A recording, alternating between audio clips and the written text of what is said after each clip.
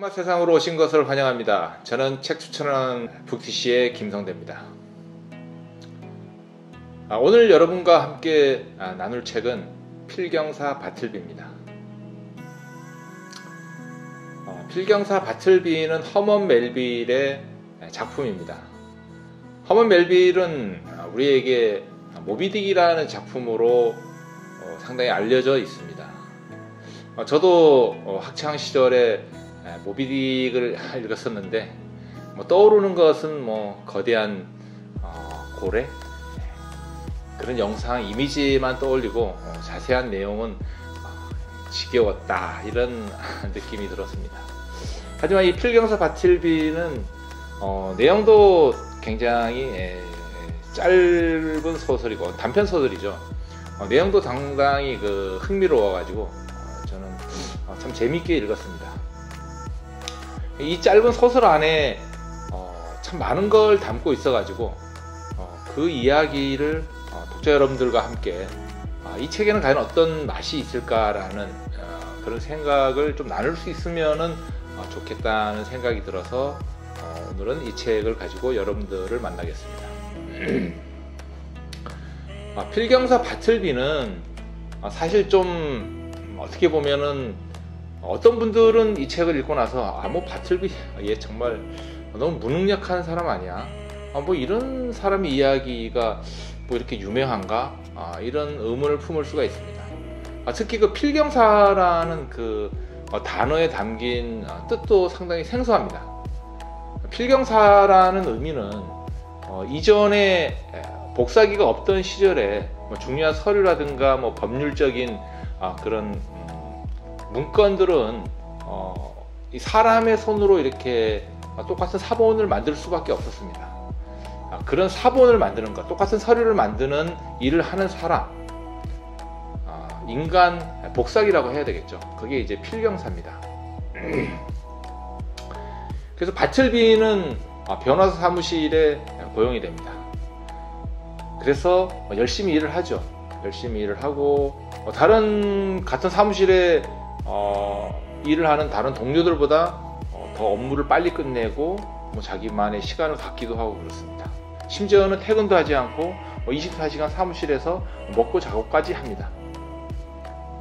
그러던 어느 날 변호사가 그렇게 어려운 일이 아니니까 어디 밖에 나가서 이거 좀 사다 줄래? 아니면 좀 해다 줄래? 아니면 우리가 좀 이렇게 급한 일이고 중요한 일이 있는데 시간이 좀 우리가 휴일날에 나와서 이런 걸 같이 좀 브레인스토밍을 하는 게 어떨까?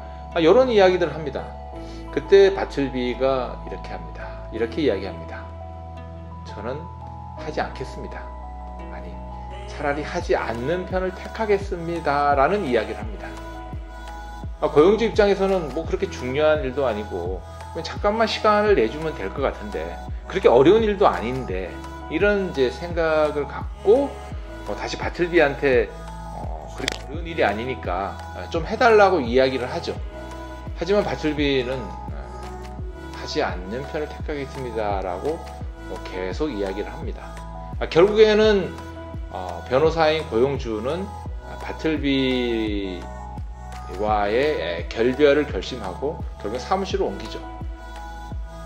바틀비는 직장을 잃고 결국에는 경찰서에 끌려가서 감옥에 가고 결국에는 이제 굶어 죽습니다. 내용은 크게 어렵지도 않고 간단합니다. 근데 제가 독자 여러분들께 이 책에 대해서 이야기하고 싶은 것은 크게 세 가지입니다. 첫 번째는 관점이라는 것에 대해서 이야기하고 싶습니다. 사실 관점을 어디에 두고 이 책을 읽느냐에 따라서 이 책의 성격은 완전히 바뀝니다. 이 책은 사실 변호사인 고용주의 시선과 시각을 따라가면서 이야기가 전개가 됩니다. 그래서 언뜻 보면은 바틀비라는 그 인물이 상당히 이상한 사람처럼 여겨집니다. 우리가 고용주의 시선을 따라가기 때문에 그렇습니다. 고용주의 입장에서 보면은 바틀비는 사회 부적응자입니다. 자본주의 시각에서 보면은 도저히 이해할 수 없는 존재죠. 돈을 받고 고용되었으면은 당연히 이 일을 해야지. 왜 내가 좋은 자리도 내주고 또 심지어 잘 이렇게 믿어줘서 잘 대해주려고 그렇게 노력을 하는데 고마운 줄도 모른다는 거죠. 내가 관용을 베풀어도 자신의 고심만 내세우고 정말이지 나는 이런 사람을 고용하면 미쳐버릴 거야 라는 이야기를 합니다. 바틀비의 입장에서 시선을 바꿔놓고 이야기를 살펴보면은 좀 다른 시각에서 접근할 수가 있습니다. 바틀비는 처음에 들어와서 상당히 열심히 일을 합니다. 다른 사람이 8시간 일을 해야 될 분량을 본인은 한 5시간 정도에 끝내는, 정말 다른 데에 이렇게 눈을 돌리지 않고 자기 업무만, 자기 일만 정말 집중해서 능률 있게 일을 해치웁니다. 고용주 입장에서 보면 정말 굉장히 능력 있는 사람이죠.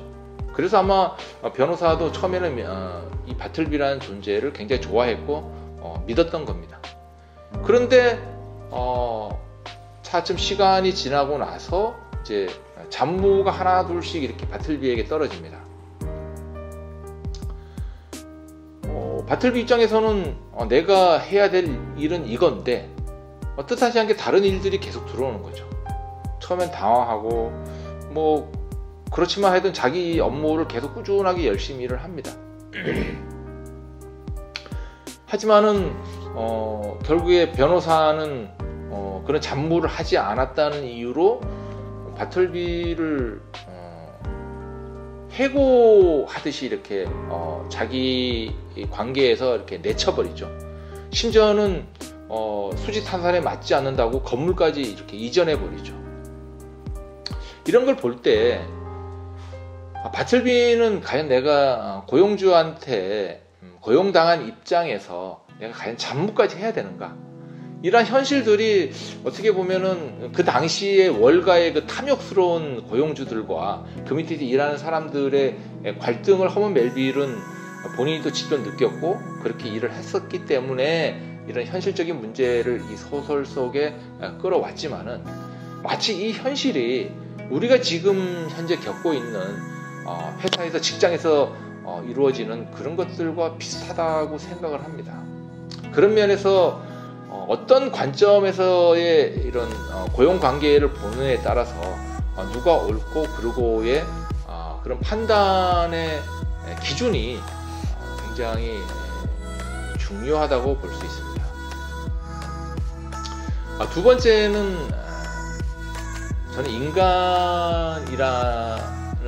인간들이 살아가면서 어떤 삶의 그 순간에, 그 선택의 순간이 다가왔을 때 과연 나의 의지는 무엇인가 라는 그런 생각이 이 책을 읽고 나서 들었습니다. 우리는 과연 복종하는 삶을 계속 살아가야 하는 걸까요? 지배와 종속은 어떻게 이루어질까요? 자본주의 시장에서 지배와 종속의 가장 그 핵심 포인트는 자본입니다. 결국 돈입니다. 고용주 입장에서 내가 돈을 주는데 너 왜 이 일을 안 해? 그렇다면은 고용당한 입장에서는 내가 돈을 받아야 되니까 그 돈을 받은 만큼만 일을 하면 되는데 실제로 돈을 받고 일을 할 수 있는 사람들은 너무 많습니다. 그러니까 고용주는 많지가 않은데 고용을 당해서 일을 하는 사람은 많습니다. 그러니까 고용 자체가 경쟁이 되는 거죠. 고용주 입장에서는 말 그대로 많은 그 고용인들을 중에서 자기 입맛에 맞는 사람, 자기가 가장 이익을 볼 수 있는 사람을 이렇게 택하면 됩니다. 여기에 이제 지배와 종속이라는 문제가 생깁니다. 결국에 자본주의 사회에서 고용주의 시선을 벗어나거나 고용주의 입맛에 맞추지 못하면은 결국에 자기는 소외되거나 그 자리에서 밀려날 수밖에 없습니다. 그러니까 결국에는 돈이나 그런 자보에 종속되는 그런 삶을 살아갈 수밖에 없는 거죠. 이때 바틀비는 이렇게 외칩니다. I would prefer not to. 저는 이 일을 하지 않겠습니다. 또는 저는 이 일을 하지 않는 편을 택하겠습니다 라는 자기 의지를 드러냅니다. 삶에 있어 의지는 굉장히 중요합니다. 자신의 의지로 어떤 일을 선택한다는 것, 이것은 자기 삶의 주관적인 정체성을 드러냅니다. 내가 주관적인 삶을 살아가느냐, 아니면은 고용당한 삶을 그냥 피동적으로 살아가느냐의 문제입니다. 우리가 자본주의 시장에서 돈이라는 문제가 왜 중요하냐면은 저의 이런 생명과 또는 제 주변에 있는 가족들까지의 문제까지 같이 연결되기 때문에 그렇습니다. 돈은 중요합니다. 하지만 이 돈이라는 것 때문에 나의 삶 자체가 내가 주도하는 삶이 되는 것이 아니라 지배당하고 종속당하는 삶이 되는 거죠. 그런 의미에서 바틀비가 외친 자기 의지의 표현, 나는 어떤 이런 삶을, 이런 행동을 하지 않는 편을 나는 스스로 내가 택하겠다라는 그런 의지의 표현들이죠. 우리가 살면서 사실은 이런 의지의 표현을 한다는 것이 상당히 어렵습니다. 어렸을 때는 부모님 밑에서 부모님의 생각과 어떤 그런 의지, 또 학교에 가면은 학교 선생님과 또 그런 그 제도권의 그런 교육적인 시스템에서 우리는 스스로 자기의 삶이나 어떤 그런 환경들을 내 스스로 택하는 것이 정말 어렵습니다. 이런 것들이 연속돼서 또 대학을 졸업하고 직장에 들어가서도 끊임없이 하여튼 종속동하는 삶을 살아가게 됩니다. 어느 한순간 나는 나의 이런 삶을 살겠다라는 그런 주관적인 의지가 작용을 해야 되는데 죽음에 이르는 순간까지 그게 쉽게 되지 않습니다. 바틀비가 이 필경사라는 이런 변호사에 고용되기 전에 우체국에서 일을 한 적이 있었는데요. 그때 우체국에서 맡은 업무가 수치 불능 우편물을 담당하는 부서에서 일을 했습니다. 바틀비는 과연 무슨 생각을 했을까요? 많은 사람들이 자기의 사랑하는 사람이나 또 관계가 있는 사람들한테 자기가 사랑하는 마음을 전하거나 어떤 친분의 그런 관계를 유지하기 위해서 우편이라는 수단을 통해서 그런 것들을 전달을 합니다. 근데 갈 수가 없는 거예요. 막혀 있는 거예요. 그 이유는 죽었거나 아니면은 실종 당했거나 아니면 주소가 틀렸거나 여러 가지 이유가 있겠죠. 그런 수치불능 상태의 우편물을 바라보면서 과연 바틀비는 무슨 생각을 했을까요? 아마 그런 생각들이 쌓여서 자기는 어떤 삶의 모습을 내가 이런 식으로 그려나가겠다. 심지어는 내가 굶어 죽는 한이 있더라도 이런 삶을 살겠다라는 자기 의지의 표현을 명확하게 한 거죠.